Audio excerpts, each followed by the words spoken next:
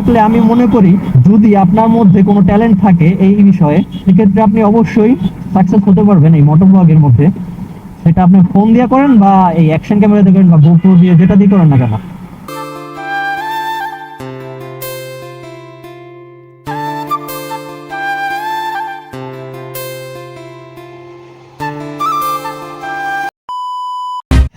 অনেকেই মোটো ব্লগ করার চিন্তা করতেছেন, তো কিভাবে করবেন, কিভাবে শুরু করবেন এগুলা বুঝতেছেন না।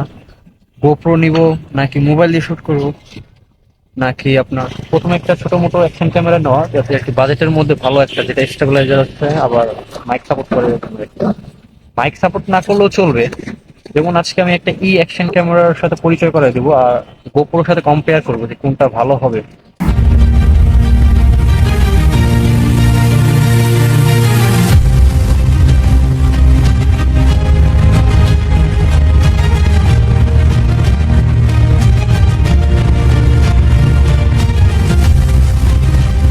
আসসালামু আলাইকুম, কি অবস্থা সবার? আশা করি সবাই ভালো আছেন। আসলে অনেকদিন পরে মোটো ব্লগ নিয়ে আসলাম।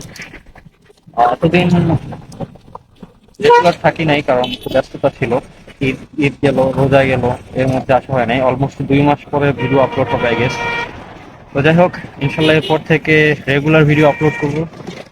আপনারা সবাই সাথে থাকেন আর আজকে ভিডিওটা এনজয় করেন। যারা যারা গোপ্রো কিনতে চাচ্ছেন তারা অবশ্যই ভিডিওটা দেখেন। আজের পেঁচার বাদ দিয়ে শুরু করা যাক। প্রথমে অ্যাকশন ক্যামেরা দিয়ে শুরু করবো নাকি গোপ্রো? আচ্ছা, দেখা যাক কোনটা দিয়ে শুরু করবে। দুইটাই 4K 30 fps শুট হচ্ছে আর কি, একই জায়গায়। তো দেখতে পাচ্ছেন আপনারা একটু ডাইনামিক রেঞ্জের ঘাটতি আছে অ্যাকশনে, বাট চলে। আর আমি যে হ্যান্ড হেল্ড তো ঝাঁকাচ্ছি, দেখেন গোপ্রো একটু স্টেবল মনে হচ্ছে আর অ্যাকশন একটু কম স্টেবল। মানে এটা ইআইএস ওয়াইস কোনোটাই কাজ করে না 4K আলট্রাতে, কিন্তু ক্রপ করে ইআইএস কাজ করবে। তো আমার মনে হচ্ছে তারপর চালানোর মতো ভিডিও যথেষ্ট পরিমাণের ভালো। এই যে আমার বাইক, রোড গার্ড দেখতে পাচ্ছেন। কালার সাইনটা গোপ্রো একটু অন্য লেভেলের, বাট আশা করি অ্যাকশন 4Kও ভালো কম্পারিজন দিচ্ছে এটার সাথে। ওইখানে একটা মোটো ব্লগার দেখতেছেন, তো একটু মোটো ব্লগ যেহেতু হবে তো আমি সেট করি। আর মাইক দুইটা দিয়েও একই একই সাথে রেকর্ড হচ্ছে, যেহেতু মাইকের আন্দাজ করতে পারতেছেন কোনটার মাইক কোয়ালিটি কেমন। তো যাই হোক, এখন হেলমেটটা মাউন্ট করি, তারপর দেখা যাক। এই যে হেলমেট, এখন শুট হচ্ছে গোপ্রো ফুটেজ অনেক ভালো, কম্পেয়ার করার মতো। শুধু ডাইনামিক রেঞ্জটা একটু কাছে আছে, এছাড়া শার্পনেস, কালার গ্রেডিং করতে পারলে আপনারা ভালো মতো। তো কালার গ্রেডিং হয় না সুন্দর। E40 প্লাস আমি ইউজ করছি এর আগে। ভালো রোদে থাকলে, মানে ভালো কন্ডিশন থাকলে দুইটা ক্যামেরাই কম্পেয়ার করার মতো থাকে, বাট এই সূর্যের অপোজিটে থাকলে একটু সমস্যা হয়ে যায় E40 প্লাসে। সেইখানে গোপ্রোর একটু অ্যাডভান্টেজ আছে। তো আশা করি যারা আপনারা ব্লগ করবেন, মানে অ্যাকশন ক্যামেরা ইউজ করতে বা এরকমের X9R দিয়ে হয় না, এইচডি ক্যাম যেগুলো আর কি, ডাইনামিক রেঞ্জ গুলো একটু এখন একটু অন্ধকার অন্ধকার টাইপ লাগতেছে। আর এখন এটা হচ্ছে 4K 30 fps কি হচ্ছে, 30 স্টেবিলাইজার অন করা, এটা স্টেবিলাইজার অফ ওয়াইএস আর কি কাজ করে 4K তেও, 40 ইভেন 40-50 fps ও কাজ করে। একটু পরেই আমি 4K প্লাসে সুইচ হবো। তো এখন আপাতত গোপ্রো শর্টকাট আছে, সুপার হোয়াইট দেওয়া আছে, কত কত কভার করতেছে হাত আমার। তো যাই হোক, এতক্ষণ আপনারা দেখছেন গোপ্রো 8 এর ফুটেজ, এখন আমি দেখাবো হচ্ছে E40 প্লাসে। তো মাউন্ট করে নিই, আপনারা যেহেতু বাইকেই মোটো ব্লগ করবেন, তো মোটো ব্লগের ক্ষেত্রে তো এটা বাইকে হেলমেটে মাউন্ট করেই তো দেখতে হবে, তাই না? তো এখন E40 প্লাসে যদি ওই যে ওয়াটার কেস আছে, এটা ছাড়া লাগানো সম্ভব না, এটা স্টপ করে দিই। এখন দেখতেছেন E40 প্লাসের ভিডিও।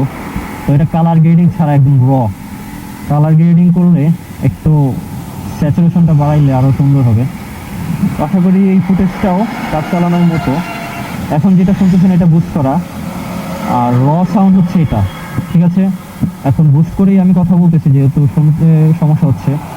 এগুলোতে আপনি মাইক কিভাবে অ্যাড করবেন সেগুলো নিয়ে আমি একটা আলাদা ভিডিও তৈরি করবো। এমনিতেই অনেক বড় হয়ে যাইতেছে ভিডিওটা, যত ছোট পারবো সেটা করার ইচ্ছা ছিল আমার।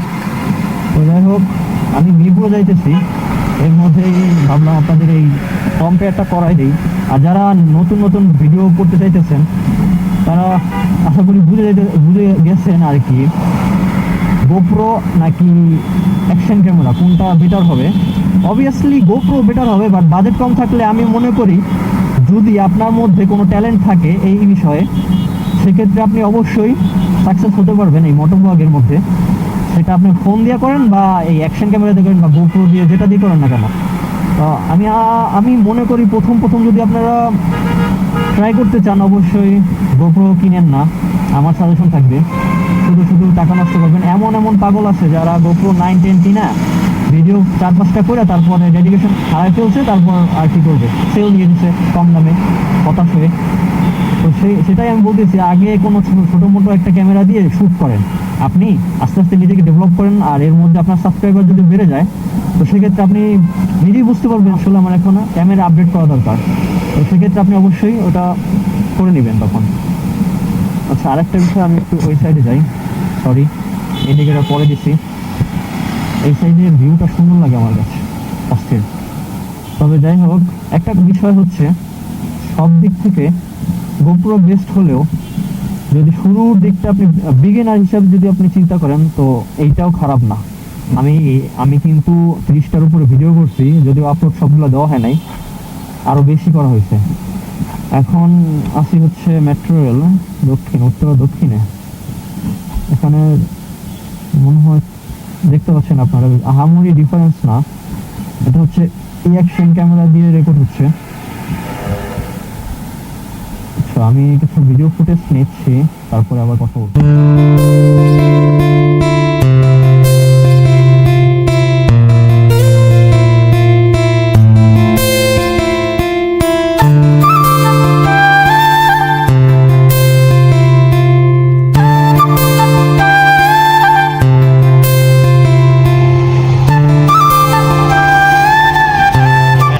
দেখতেছেন তো আজকের ব্লগটা আপনারা আশা করি এনজয় করতেছেন। আমি ওখানে ওই যে ক্যামেরা রেখে আসছি একটু টাইম ল্যাপস নেওয়ার জন্য। আর আপনারা অবশ্য জেনে গেছেন হয়তো যে E4K+ কীভাবে কি আমাকে ব্যাকআপ দিয়েছে এতদিন। তো আশা করি এর পরের যে ভিডিওগুলা গোপ্রো দিয়ে করতে পারবো। তবে গোপ্রো দিয়ে একটা সমস্যা হচ্ছে ভয়েস কোয়ালিটিটা একটু বাজে আসে, কারণ 3টা নয়েজ ক্যান্সেলেশন মাইক, তো যে কারণে উইন নয়েজটা একটু বেশি আসে। মাইক অ্যাডাপ্টার অতি জরুরি প্রয়োজন। তো প্রয়োজন অনুযায়ী আমিও কিনে ফেলবো, যেহেতু এডিট করা পসিবল এই ভয়েসগুলা। আর একটা ট্রিক্স আছে যেটা শেয়ার করবো না আপনাদের মাঝে, যে মাইক অ্যাডাপ্টার ছাড়াও কিভাবে আমি ব্লগ শ্যুট করতে পারি, মোটো ব্লগ, মানে ফোন দিয়েই রেকর্ড হবে, ওইটা মার্চ করে দিব, ওটা আপনাদের জানাবো না। নেক্সট যে ভিডিওটা আসবে আশা করি ওই টপিকের উপরে বানানোর চেষ্টা করবো। আপনারা কমেন্টস বক্সে জানান।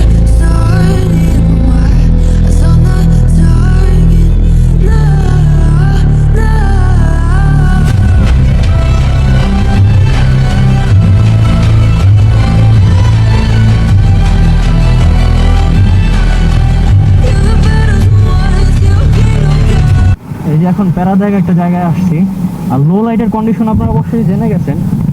যারা এই E4K+ এর ভিডিও ফুটেজ নিয়ে কনফিউজ তারা অবশ্যই আমার E4K আর E4K+ এগুলো সেম, শুধু এটা 60 FPS সাপোর্ট করে, আর শুধু 4K-তেই 60 FPS সাপোর্ট করে না।